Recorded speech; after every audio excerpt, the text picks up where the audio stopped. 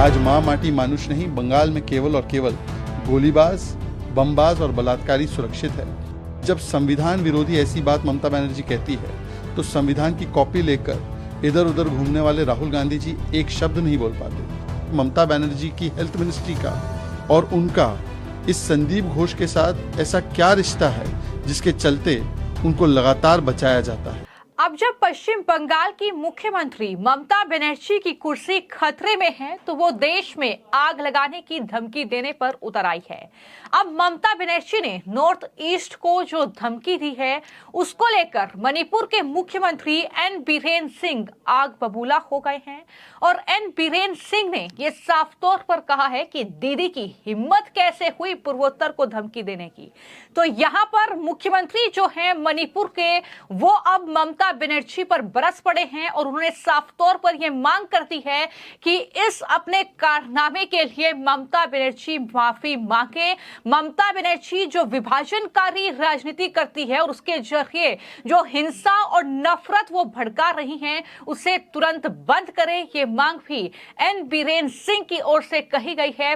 तो साफ तौर पर ममता बनर्जी जिस तरीके से कल प्रधानमंत्री को चेतावनी दे रही थी, एक तरीके से धमकी दे रही थी कि अगर बंगाल जलेगा तो फिर पश्चिम बंगाल तो जलेगा ही, लेकिन राजधानी दिल्ली, उड़ीसा, बिहार, असम और पूरा नॉर्थ ईस्ट चलेगा, ये ममता बनर्जी ने कहा था, जिसको लेकर अब ममता बनर्जी बुरी तरीके से फंस चुकी हैं और बीजेपी समेत अब जो विपक्षी दल है वो भी ममता बनर्जी को घेर रहे हैं। यहां तक कि बीजेपी के जो राष्ट्रीय प्रवक्ता है शहजाद पूनावाला, जो कि नॉर्थ ईस्ट से ही आते हैं, उन्होंने भी ममता बनर्जी से जवाब मांगा है। शहजाद पूनावाला ने तो ममता बनर्जी के नारे मां माटी मानुष का जिक्र किया और कहा कि बंगाल में मां माटी मानुष का जिक्र ममता बनर्जी करती हैं, उनके लिए नारा लगाती हैं, लेकिन वहां पर वो सिर्फ और सिर्फ गोलीबाज, बमबाज और बलात्कारी को ही सुरक्षा देती हैं, उनको ही वो संरक्षण देने का काम करती हैं।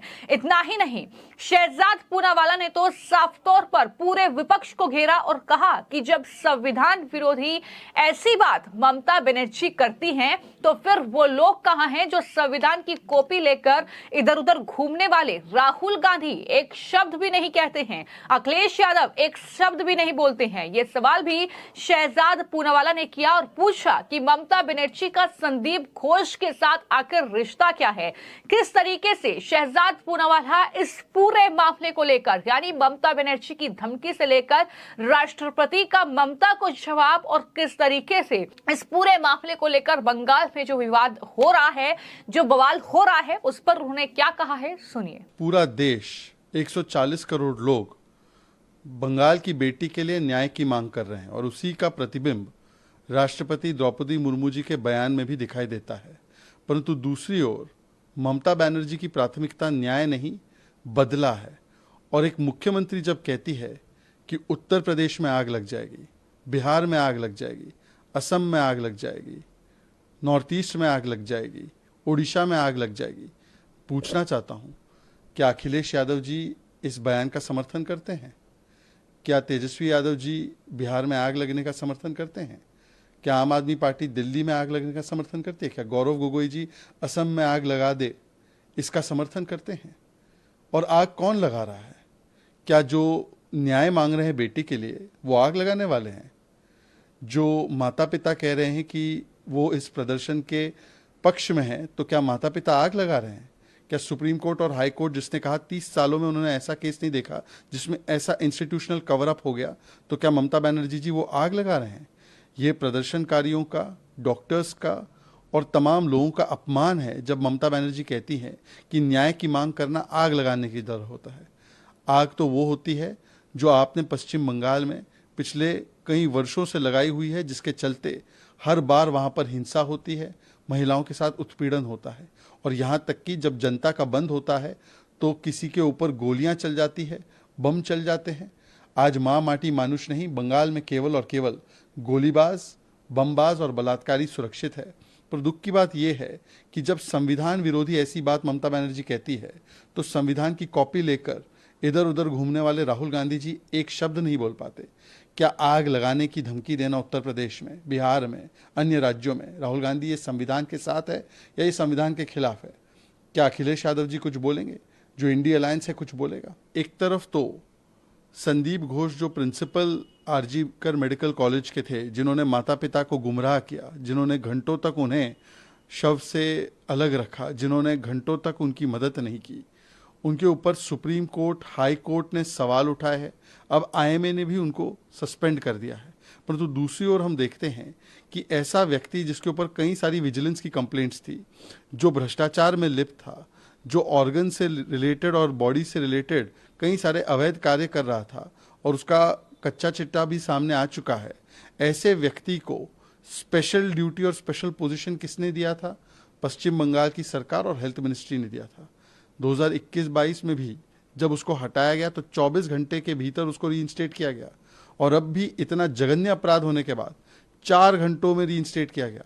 सुप्रीम कोर्ट और हाई कोर्ट ने उनके पूरे बर्ताव पर सवाल उठाए हैं, परंतु ये सवाल बनता है कि तृणमूल कांग्रेस और खास करके ममता बनर्जी की हेल्थ मिनिस्ट्री का और उनका इस संदीप घोष के साथ ऐसा क्या रिश्ता है जिसके चलते उनको लगातार बचाया जाता है? ममता बनर्जी ने उनको स्पेशल ग्रीटिंग्स भी दिया था बर्थडे के समय पर। तो इसका मतलब साफ है कि संदीप घोष तृणमूल कांग्रेस से बहुत ही अहम तरीके से जुड़ा हुआ है, और इसीलिए इस पूरे मामले में हमने देखा है बेटी को न्याय दिलाओ नहीं, सबूत मिटाओ और बलात्कारियों को बचाओ, अपराधियों को बचाओ, ये अभियान चलाने का काम तृणमूल कांग्रेस ने किया है। तो आपने शहजाद पूनावाला को सुना, जो कि साफ तौर पर पूरे विपक्ष पर हमलावर हैं।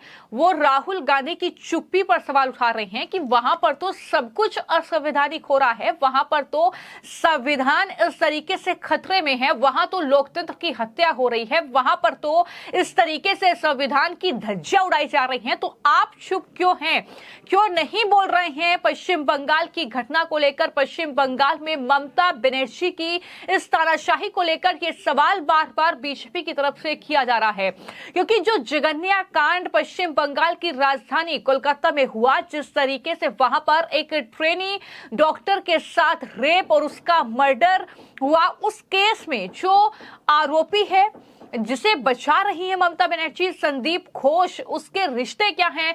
और बीजेपी तो लगातार ये सवाल कर ही रही है कि आप उसे प्रमोशन दे देते हैं, आप उसका बचाव करते हैं, वो पहले भी इस तरीके के इलीगल काम वहां पर करता रहा है। तो ये तमाम सवाल जो है वो बीजेपी लगातार पूछ रही है, लेकिन किस तरह से ममता बनर्जी जो है वहां पर इंसाफ देने के बजाय जो धमकी दे रही हैं, जो कहीं ना कहीं देश को हिंसा की आग में झुलसाने के लिए लोगों को उकसा रही हैं, इसको लेकर ही अब बीजेपी के तमाम वो राज्य जहां पर उनकी सरकार है, फिर चाहे वो असम हो, फिर चाहे वो मणिपुर हो, फिर चाहे वो दूसरे राज्य हों, लगातार उनके जो मुख्यमंत्री हैं वो दरअसल इसको लेकर गुस्सा जाहिर कर रहे हैं। इससे पहले आपको बता दें कि असम के मुख्यमंत्री हिमंता ने तो कल ही बयान दे दिया था, और हिमंता ने ये साफ तौर पर कहा था कि दीदी हिम्मत कैसे हो गई असम को इस तरीके से टारगेट करने की, और असम को लेकर ये बात कहने की कि असम जो है वो भी आग में झुलसेगा।